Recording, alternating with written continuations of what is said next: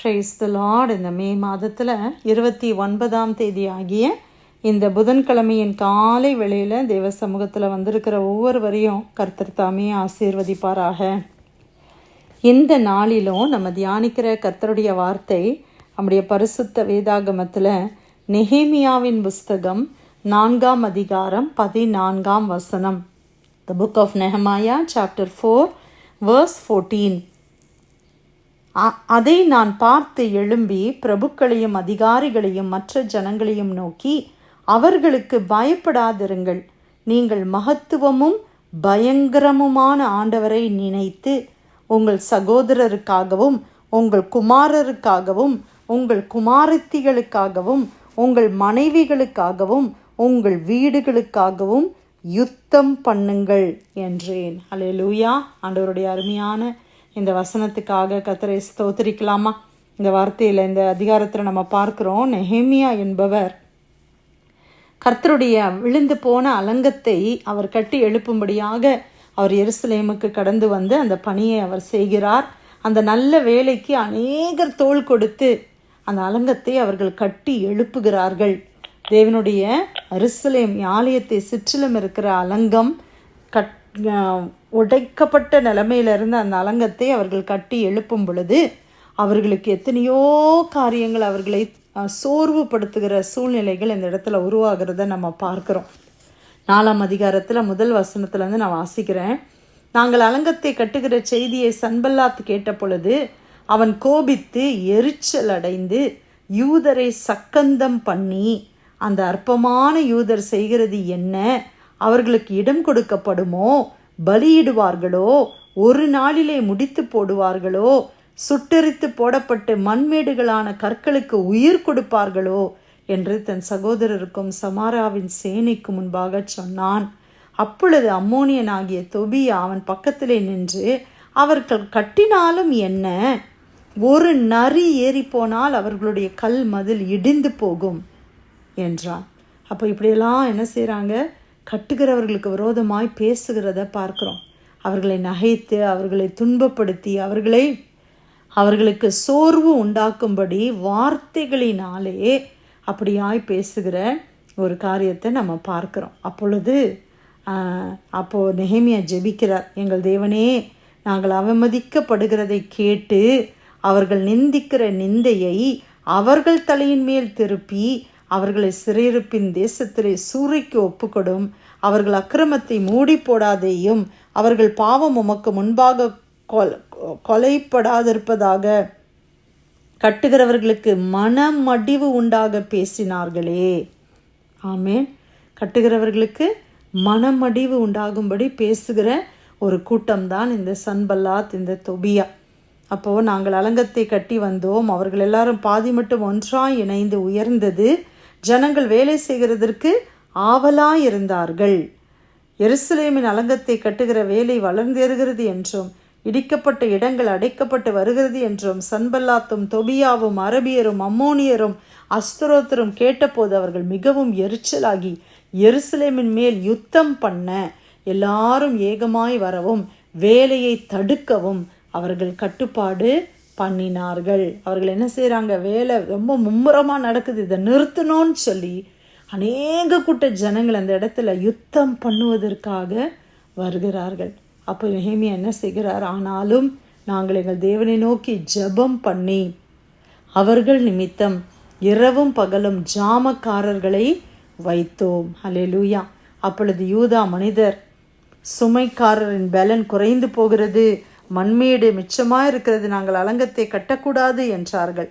எங்கள் சத்துருக்களோ வென்றால் நாங்கள் அவர்கள் நடுவே வந்து அவர்களை கொன்று போடு மட்டும் அவர்களை அறியாமலும் பாராமலும் இருக்க வேண்டும், இவ்விதமாய் அந்த வேலையை ஓய பண்ணுவோம் என்றார்கள். அதை அவர்கள் அண்டையிலே குடியிருக்கிற யூதரும் பல இடங்களிலிருந்து எங்களுக்கு வந்து 10 விசையாய் எங்களுக்கு சொன்னார்கள்.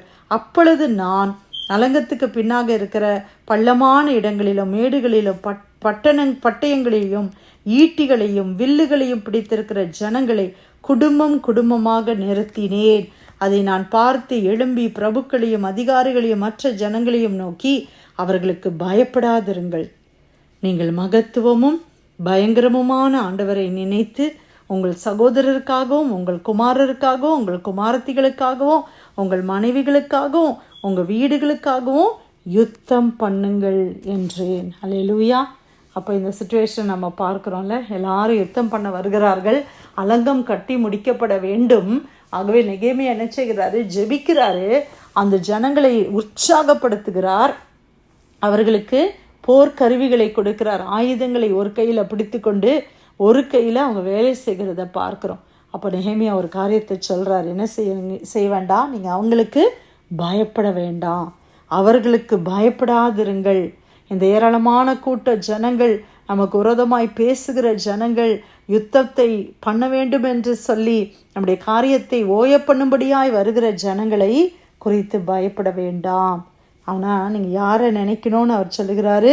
நீர் மகத்துவமும் பயங்கரமுமான ஆண்டவரை நினைத்து. நம்ம பயம் வரும்போது கர்த்தரை நம்ம நினைக்கணும். கர்த்தர் எப்படிப்பட்டவர்? அவர் பெரியவர், அவர் மகத்துவமானவர், அவர் பயங்கரமான தேவன், அவர் சொல்ல ஆகும், அவர் கட்டளையிட நிற்கும். ஒரு நிமிஷத்தில் ஆண்டவரால் அற்புதத்தை செய்ய முடியும். அந்த தேவனை நினைத்து கொள்ள வேண்டும். எதிராளிகள் வரும் பொழுது பிரியமானவர்களே, பயப்படாதீங்க, கர்த்தரை நினச்சிக்கோங்க. அவர் அதோடு கூட நிறுத்தலை, உங்கள் குடும்பத்துக்காக யுத்தம் பண்ணுங்கள் என்று சொல்லுகிறார். உங்கள் மனைவிக்காக புருஷன்மார் யுத்தம் பண்ணுங்கள், மனைவிமாரே உங்கள் புருஷனுக்காக யுத்தம் பண்ணுங்கள், பெற்றோரே பிள்ளைகளுக்காக, உங்களுடைய குமாரர் குமாரத்திகளுக்காக யுத்தம் பண்ணுங்கள், உங்களுடைய வீடுகளுக்காக யுத்தம் பண்ணுங்கள். நமக்கு விரோதமான ஒரு யுத்தம் இருக்கிறது. இன்றைக்கி நம்ம ஈட்டியையும் கண்ணையும் வச்சு அந்த யுத்தத்தை பண்ண முடியாது. எப்படி யுத்தம் பண்ணணும்? இயேசுவின் நாமத்தினாலே முழங்கால் படியிட்டு ஜெபத்தில் நம்ம அந்த யுத்தத்தை பண்ண வேண்டும். ஆண்டவர் நம்மளுக்கு எப்படிப்பட்ட யுத்தம் எப்படி இருக்கும், ஆவிக்குரிய யுத்தம் எப்படி இருக்கும்? பொல்லாங்கனோடு நமக்கு ஒரு யுத்தம் உண்டு. துர்க்கிரியைகளை செய்கிற இருளின் கிரியைகளுக்கு விரோதமாக நம்ம யுத்தம் பண்ண வேண்டியது இருக்கிறது. ஆனால் ஆண்டவர் நமக்கு அதிகாரத்தை கொடுத்திருக்கிறார், நமக்கு ஆண்டவர் வல்லமையை கொடுத்திருக்கிறார். தேள்களையும் சர்ப்பங்களையும் மிதிக்கிற வல்லமையை தேவன் கொடுத்திருக்கிறார். அவைகள் ஒன்று முன்னை சேதப்படுத்த மாட்டாதுன்னு சொல்லுகிறார். நம்ம என்ன செய்ய வேண்டியது? யுத்தம் பண்ணணும். பிசாசு இன்னைக்கு நம்ம பிள்ளைகளை, நம்முடைய கணவன்மார் மனைவிமார் உறவுகளை கெடுப்பதற்கு பயங்கரமான காரியங்களை அவன் செய்து கொண்டு இருக்கிறான்.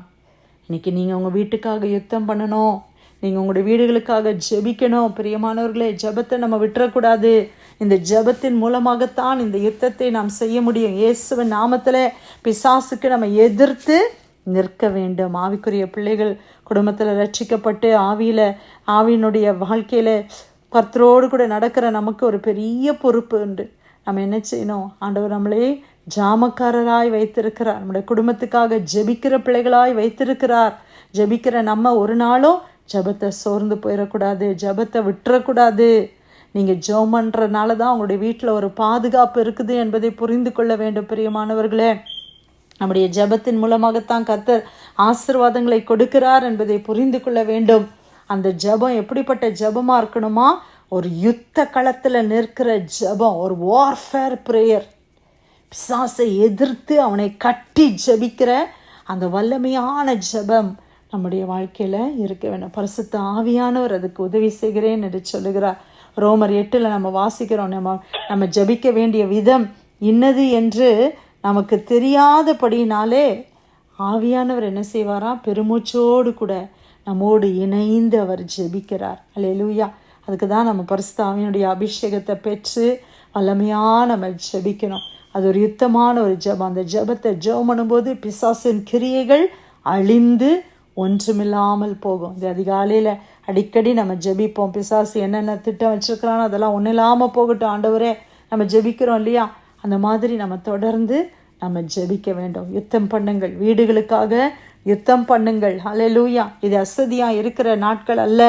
கர்த்தருடைய சமூகத்தில் அதிகமாக ஜெபித்து நல்ல மேன்மையை காண்கிற நாட்கள். ஹல்லேலூயா. நெகேமியா 4:14 அவர்களுக்கு பயப்படாதிருங்கள், நீங்கள் மகத்துவமும் பயங்கரமுமான ஆண்டவரை நினைத்து உங்கள் சகோதரருக்காகவும், உங்கள் குமாரருக்காகவும், உங்கள் குமாரத்திகளுக்காகவும், உங்கள் மனைவிகளுக்காகவும், உங்கள் வீடுகளுக்காகவும் யுத்தம் பண்ணுங்கள் என்றேன். கர்த்தர் கொடுத்த நல்ல வார்த்தைக்காய் தேவனுக்கு நன்றி செலுத்தி பிரேயர் லைனில் வந்திருக்கிற யாராவது நம்ம ஜெபிக்கலாமா?